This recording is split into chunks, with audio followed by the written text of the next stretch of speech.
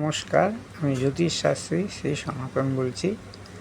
আজকে আপনাদের বলব মানুষের যে গৃহ পরিবর্তন। দেখবেন কত লোক আছে তাদের বাড়ি ঘন ঘন ঘন ঘন করে বলতে পরিবর্তনশীল আর কি, মানে এক জায়গায় তারা স্থায়ী হয় না।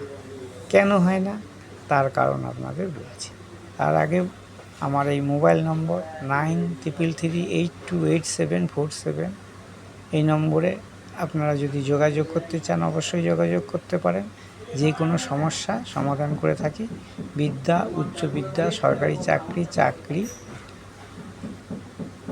বাচ্চারা পড়াশোনা করছে না, অর্থনৈতিক সমস্যা, সাংসারিক সমস্যা, বিবাহ কেন হচ্ছে না, বিবাহ কেন দেরি হচ্ছে, বিবাহ আদৌ হবে কি না, বিবাহ ভালো জায়গায় হবে কি না, বংশ কেমন হবে, এবং বিদেশ যাত্রা, এবং আপনার কর্মক্ষেত্র কীরকম হবে, কর্মক্ষেত্র ভালো হবে কি খারাপ হবে, এবং নানা রকম মানুষ জীবনে চলতে গেলে যেই সব সমস্যাগুলো মানুষের দ্বারা সব সমস্যাই সমাধান করা হয়। সমস্যা বলতে বাধা, ভাগ্য কিন্তু পরিবর্তন করা হয় না, বা ভাগ্য পরিবর্তন করতে আমি পারিও না, কারণ ভাগ্য পরিবর্তন করা যায় না। তবে ভাগ্যের যে ছোট ছোট বাধা সেগুলো কিন্তু পরিবর্তন করা যায়।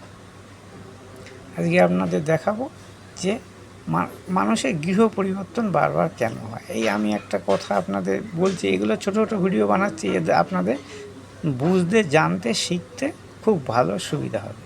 তার কারণ হচ্ছে ছোটোগুলো যদি আপনি মনে রাখতে পারেন তাহলে আপনার কাছে, আপনি যদি জ্যোতিষী হন তাহলে আপনি বুঝতে পারবেন এই ঘটনাগুলো। আর যদি আপনি নিজে আপনার নিজের রাশিচক্র তখনও বুঝতে পারবেন যে না, এই কারণে এই জিনিসগুলো হচ্ছে। বারবার কেন গৃহ পরিবর্তন হয় দেখুন, ধরুন এটা লগ্ন, এই চতুর্থপতি হচ্ছে কে, শুক্র। এই শুক্র যদি তৃতীয় অবস্থান করে, তৃতীয়, এই চতুর্থপতি শুক্র চতুর্থ থেকে গৃহ বিচার করা হয়।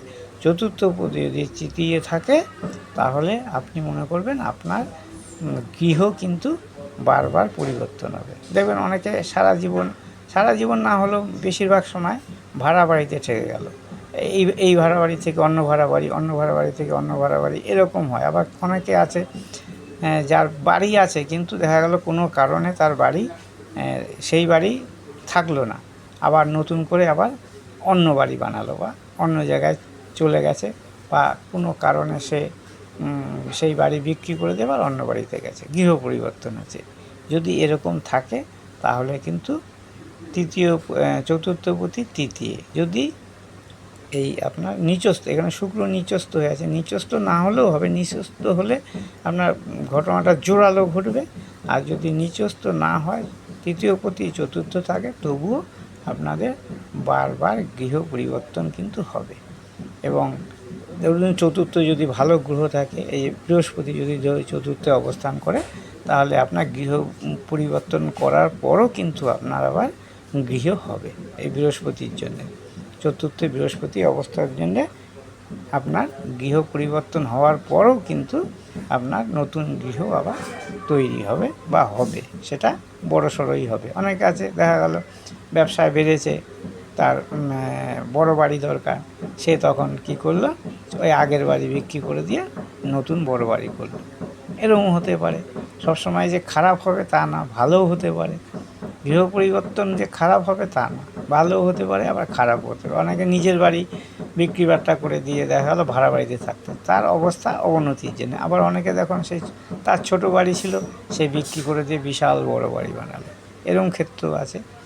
এবং এগুলো যদি ভালো করে আপনি দেখেন বা বুঝতে পারেন তাহলে কিন্তু জ্যোতিষের যে প্রেডিকশন করা কিন্তু খুবই সুবিধার হয়ে যাবে, এরকমভাবে যদি বিচার করেন। এবার অনেকে দেখা গেলো চতুর্থপতি দ্বাদশে আছে, চতুর্থপতি যদি দ্বাদশে থাকে, চতুর্থপতি যদি দ্বাদশে থাকে, তাহলে দেখা গেল বেশিরভাগ ক্ষেত্রে জাতক বা জাতিকা বিদেশে চলে যায়, এবং বিদেশে তারা বসবাস করে, বা বিদেশে ঘরবাড়ি কিনে হোক, বা বিদেশেই তাদের সব কিছু হয়ে যায়। কারণ চতুর্থপতি যদি মিথুনে বা দ্বাদশে থাকে, এবং দ্বাদশপতি যদি স্ট্রং হয় তবেই হবে। দ্বাদশপতি দুর্বল হলে আবার বাইরে গিয়ে আবার সেই বাড়ি ফাড়ি বিক্রি করে আবার কিন্তু দেশে চলে আসবে, এরকম হয়। কিন্তু চতুর্থপতি যদি আপনার দ্বাদশে থাকে এবং দ্বাদশপতি যদি স্ট্রং হয় তাহলে কিন্তু বেশিরভাগ জাতক জাতিকা দেখবেন বিদেশে সেটেল করে যায় এবং বিদেশেই তাদের ঘরবাড়ি হয়ে যায়। আজকে এই পর্যন্তই।